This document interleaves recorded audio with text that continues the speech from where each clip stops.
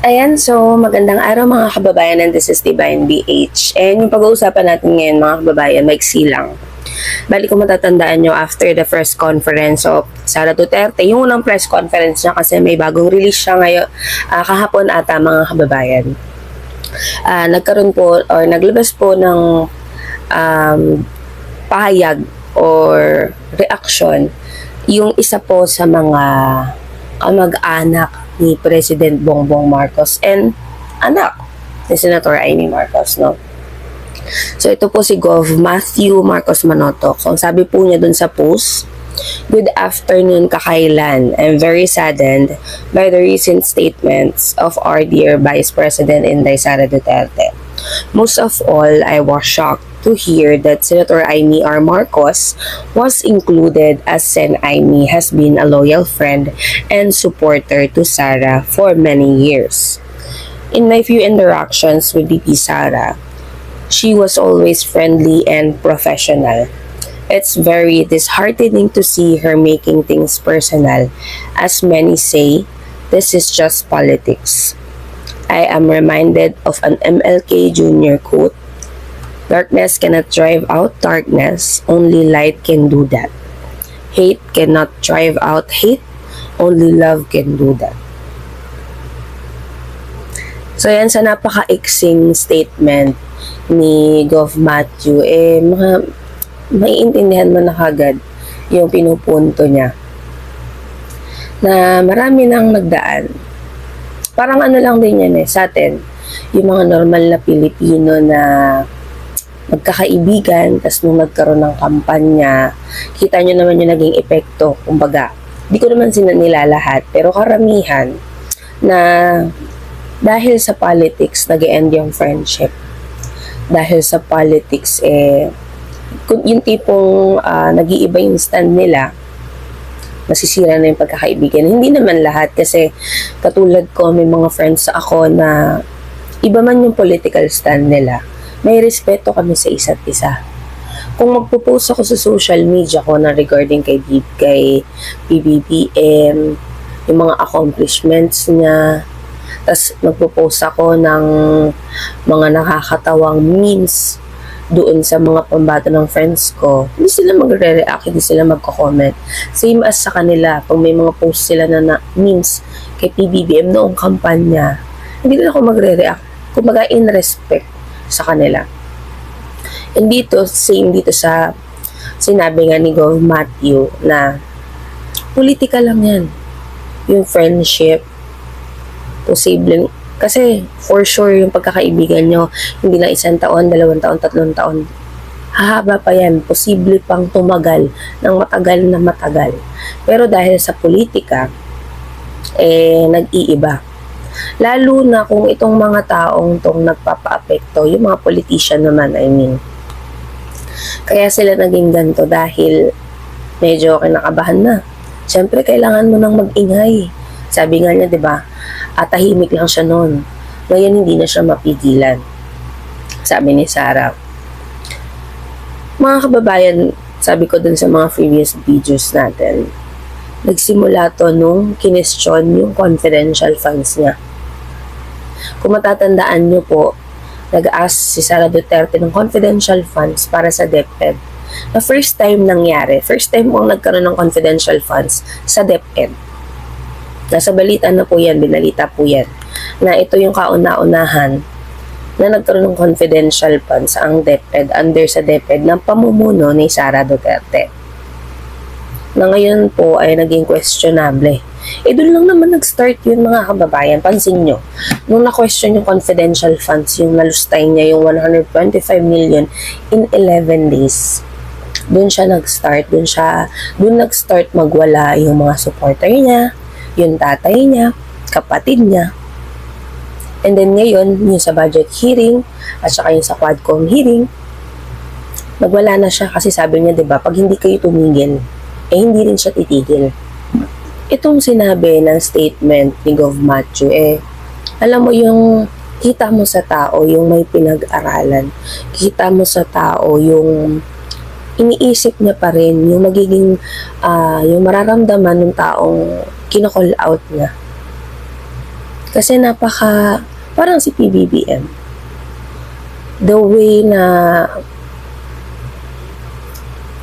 yung mensahe niya is alam mong pinag-isipan, inisa-isa niya, sinigurado niya kung masasaktan ba yung taong to pag pinagsalitaan ko ng ganito. Pero hindi eh. Alam mo kung sino yung may pinag-aralan sa walang pinag-aralan. Alam mo yung kung sino yung professional sa hindi professional. Very educated yung way ng mensahe ni Gov. Macho. Compared mo dito kay Sara, na kung makapagsalita, akala mo hindi vice president. Akala mo tambay sa kanto. Akala mo hindi lawyer magsalita. Ganon. Alam mo, ilang taon pa lang to si Gov. Macho, compare mo kay Sara. Pero parang mas, yung isip ni Gov. Macho, kumbaga nasa katinuan, compare mo kay VP Sara Duterte. Eh, diba, sabi niya dun sa, press conference, bago lang papayag daw siya magpa-psych test. Kahit yung drug test. Ba't ngayon lang naisip? Ba't hindi pa noon? Makikita mo talaga kung sino yung napalaki ng tama. Kung sino yung natutuhan ng tama. Kasi, na-witness naman natin kung paano magbitiw ng mga maaanghang na salita si Sara Duterte nung unang press con niya. Doon pa lang, makikita mo na kung sino yung pinalaki ng tama. Kung sino yung pinalaki na may pagmamahal. O, sasabihin na naman ng mga kababayan na ito ngang, syempre kamag-anak to ni BBM, ni Amy, lolo niya, yung huhukayin at itatapon sa West Philippine Sea. Normal na reaction to ng kamag-anak. Tayo nga hindi kamag-anak, supporter lang. Diba? Yung naging reaction natin, dahil hindi ka tanggap-tanggap yung gantong pag-uugali. Hindi makatarungan. At hindi tama. Wala sa tamang pag-iisip yung mga gantong nagsasalita ng ganto. Kahit yung pag-i-imagine niya sa ulo ni BBM, wala na sa katinuan. Kahit akong normal na Pilipino lang ang tatanungin mo, wala sa katinuan yung nagsasabi nito. Marahil, yun yung turo sa kanya. Marahil na-develop niya habang lumalaki. Hindi natin alam. Pero isa lang ang alam ko. Mabibase mo kung paano pinalaki ang tao, the way magsalita, yung akto niya, yung approach niya sa tao, lalo na nasa government official ka. Dapat very careful ka sa bawat words na binibitawan mo. Napakatindi ng sinabi niya rito, darkness cannot drive out darkness. Only light can do that. Hate cannot drive out hate. Only love can do that. Yung mga kilala kong tao na nagkakaroon ng ganito ka sobrang hate, yun yung may mga kailangan pagtakpan. Kasi kailangan nila, sabi niya, diba, tigilan daw. Pag di daw tumigil dyan sa ginagawa dyan sa whore. Mas worse pa siguro yung gagawin nito ni Sara. Yung mga ganyang nagre-react na about dyan sa nangyayaring hearing. May kailangan silang pagtakpan. Tingin nyo, mag-iingay ba yan ng ganyan? Kung walang mga umaalingasaw? Kasi walang sekretong di nabubunyak, mga kababayan. Lahat yan, aalingasaw. Lalo na kung sobra na, tama na dapat. Ang maganda doon, maaga pa lang. Umalingasaw na yung kasamaan. Umalingasaw na yung mga hidden agenda. Umalingasaw na yung mga anomalya. Tapos panigurado may mga papabor pa rin dyan. May mga magko-comment pa rin dyan na sumusuporta sa gantong klaseng pag-uugali. Biruin mo, pangalawa sa mataas ang posisyon, ganito yung pinapakita mong ugali. Hindi malabang mangyari may mga gumaya sa'yo. Worst is, mga kabataan pa. Dapat lang talaga na nawala to sa DepEd. Kasi walang ituturong matama to eh.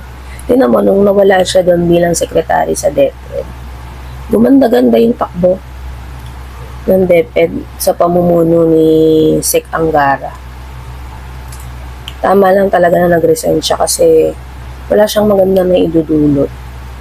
Biruin mo, wala ka nang ginagawa. Wala ka pang magandang sinasabi. Hindi ka pa tumutulong.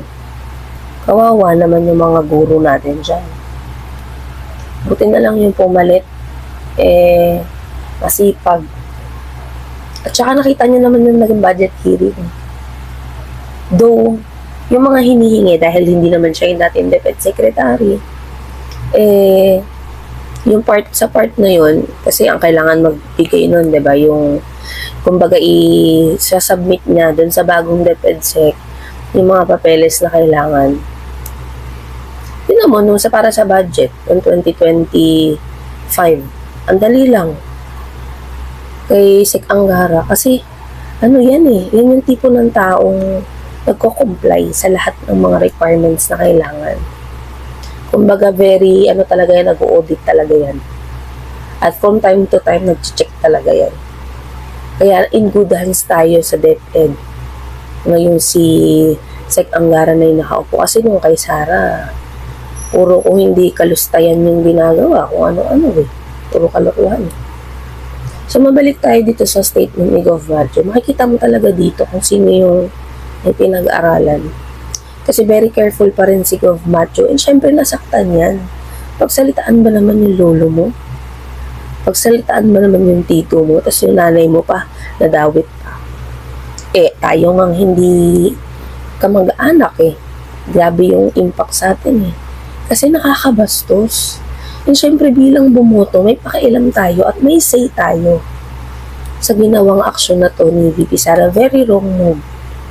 Pero syempre sa part natin, tama, maganda na lumabas yung totoong pag-uugali ni Sara para at least hindi na tayo mabubudol. Kasi diba sinasabi nila ginamit lang daw siya ni BBM para manalo si BBM.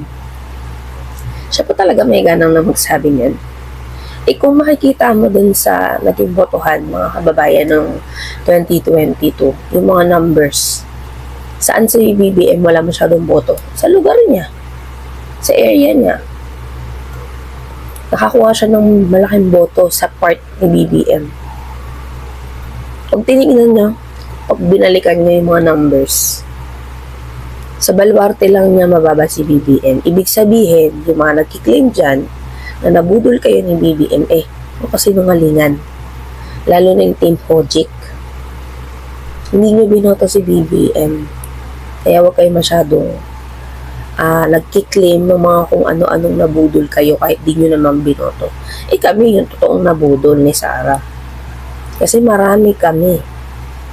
Ang dami kong kaibigan, mga kababayan, kahit kapitbahay, na mga loyalist, kasi matatanda na yung iba doon na hindi rehistradong botante, pero dahil kay BBM, nagparehistro mga yan.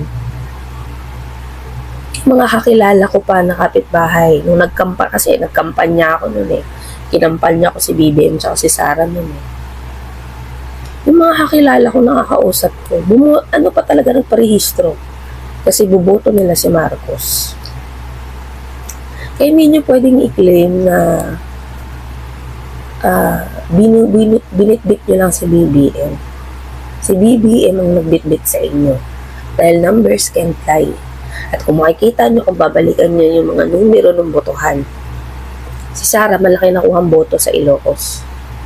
Si BBM, konti lang ang nakuhang boto dyan sa may Davao. So kayo mag-decide. At sa nagsasabi dyan, dahil may nag-comment dun sa previous vlog natin na kino-call out ko daw si Sara pero si BBM di ko kino-call out. Yung issue kasi na binabato niya sa mga Marcos, decades na yan Yung mga dati pa nilang issue, decades na. Sa dami ng Pangulong umupo, may 2 Aquino umupo, si Duterte naging presidente. Ba't di niyo pinakulong? O baka naman yung nag-comment na yan, ikaw na lang ang kailangan para mapakulong ang mga Marcoses. Tama na sa mga recycled issue. Gusto nyo kayo magsampa ng kaso para tapos, di ba? Yung issue ngayon, yung kasalukuyan, yung mga nangyayari ngayon, na hindi pwedeng ipagwalang bahala dahil very alarming. So, ilang mga kababayan na yan, maraming salamat po sa inyo lahat.